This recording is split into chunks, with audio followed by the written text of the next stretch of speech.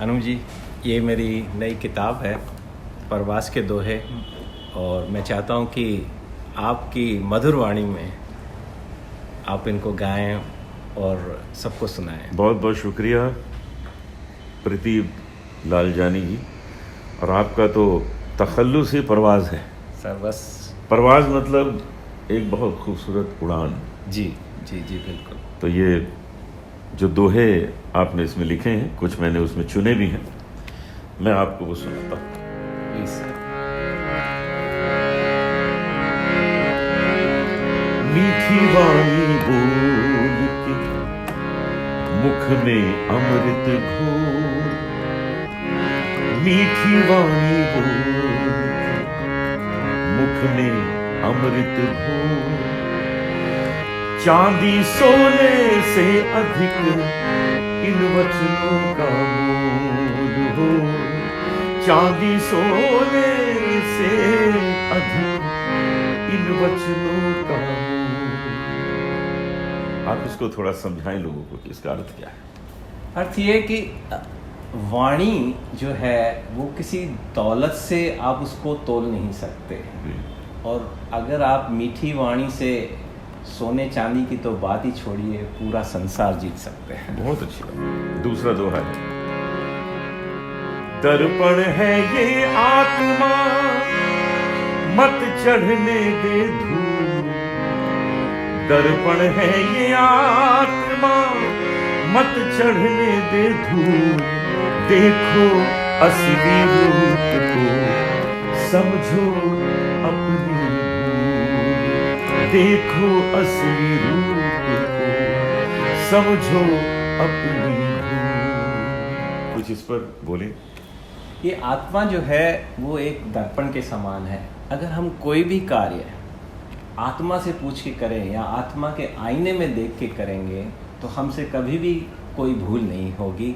हमारा जो भी कार्य होगा वो शुद्ध होगा और वो संपूर्ण होगा और वो अच्छा होगा। बहुत अच्छी बात है। एक बड़ा अच्छा शेर है कृष्ण बिहारी नूर जी का कि चाहे सोने के फ्रेम में जड़ दो, चाहे सोने के फ्रेम में जड़ दो, आईना झूठ बोलता ही नहीं। बिल्कुल, और आत्मा तो कभी झूठ नहीं बोलती। मन के मोती जा बसे अखियन के उस पार, मन के मोती जा बसे अखियन के उस पार, आंसू बनकर रह गए, आंसू बनकर बह गए, करने को दीदार, आंसू बनकर बह गए, करने को दीदार। जब किसी से प्रेम होता है और उससे जुदाई हो जाती है तो हम अपने आंसुओं को अपनी आंखों में समेट लेते हैं, और जब वो सामने मिलता है तो आप सोचिए कि क्या होता है। वो जो मोती हमने संजो के रखे होते हैं वो उस वक्त आ जाते हैं। दिन भर खाई ठोकरे फिर आया घर लौट, दिन भर खाई ठोकरे फिर आया घर लौट, मरहम लेकर वो खड़ी भूली अपनी चोट, मरहम लेकर वो खड़ी भूली अपनी चोट। ये दोहा जो है मेरा वो तमाम औरतों को समर्पित है। वो औरतें जो इंतज़ार करती रहती हैं अपने पति का कि कब वो घर पे वापस आएंगे, और जब वो वापस आता है दुनिया भर की ठोकरें खा के वो अपनी सारी जो चोट होती है घर में, जो भी उनकी मसरूफियात होती है, जो भी होता है, कितनी सारी चीज़ें पीछे चलती, वो सब भूल के अपने पति का सम्मान करती हैं, अपने पति का आदर करती हैं, अपने पति को खिलाती पिलाती हैं। तो ये उन सब के लिए समर्पित। बहुत अच्छी बात। माटी से ये काया बनी माटी में मिल जाए, माटी से ये काया बनी माटी में मिल जाए, जो समझा इस खेल को प्रभु लियो वो पाए, जो समझा इस खेल को, प्रभु लियो वो पाए। ये तो जीवन माटी है, जिसने ये रहस्य समझ लिया उसको कभी अहंकार नहीं होगा, और जब अहंकार नहीं होगा उसमें प्रेम आएगा तो वो प्रभु को पा ही लेगा। बहुत सुंदर। मालिक तेरी डोर का ना ही कोई छोर, मालिक तेरी डोर का ना ही कोई छोर, ढूंढे से तू ना मिले पर है चारों ओर। क्या लिखा प्रदीप जी, वाह, मजा आएगा। ढूंढे से तू ना मिले पर है चारों ओर। मालिक की महिमा इतनी अपरंपार है कि वो उसकी डोर का कोई छोर ही नहीं है, लेकिन वो है हर तरफ। आप जहाँ से चाहे वहाँ पकड़ लीजिए, वहीं छोर हो जाती है। तो मालिक हर जगह है, ये हमको मालिक मान के चलना। कण कण में भगवान। आगे का एक दोहा भी है। सब कुछ रब के हाथ है, फिर काहे घबराए। सब कुछ रब के हाथ है, फिर काहे घबराए।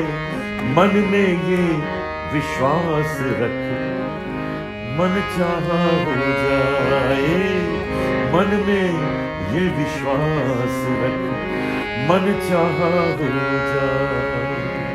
जो भी है रब के हाथ में है। अगर हम ये मान लें तो हम जो चाहेंगे वो अपने आप हो जाएगा। हम तो सिर्फ कर्म करेंगे, लेकिन वो रब है जो सब खुद ब खुद करेगा, लेकिन हमारा विश्वास हो। सागर में मोती छुपे उनका क्या है मान, सागर में मोती छुपे उनका क्या है मान। माला में जब वो गुथे तब जारो पहचान, माला में जब वो गुथे तब जारो पहचान। तो ये संसार एक सागर है। हम इस संसार में एक मोती की तरह, हर इंसान एक मोती की तरह है, लेकिन उसकी कोई कीमत नहीं जब तक कि हम माला में न जा गुथें, हम सब एक न हो जाएं। हमारे सबके एफर्ट, सबकी सब चीज़ें। अब तो आपने कोरोना काल में ये देख ही लिया होगा कि अगर हम सब एक न होंगे तब तक कुछ नहीं होगा, और हमारी पहचान तभी होगी जब हम एक हो जाएंगे और वो माला प्रभु पहनेंगे तो हमारी पहचान बनेगी। मन में बसती आस है, दर्शन की है प्यास। मन में बसती आस है, दर्शन की है प्यास। आंखें दे दो ज्ञान की, कण कण तेरा वास। आंखें दे दो ज्ञान की, कण कण तेरा वास।